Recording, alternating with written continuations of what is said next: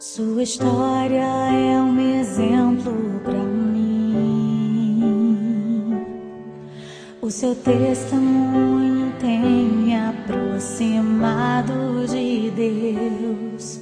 Se eu viver mais de 80 anos, quero ser como você, pastor. Sua casa testifica sobre quem você é. Sua obra, sua vida, seu amor, sua fé. Os meus filhos vão saber que se eu hoje adoro a Deus, é por tudo que você me ensinou.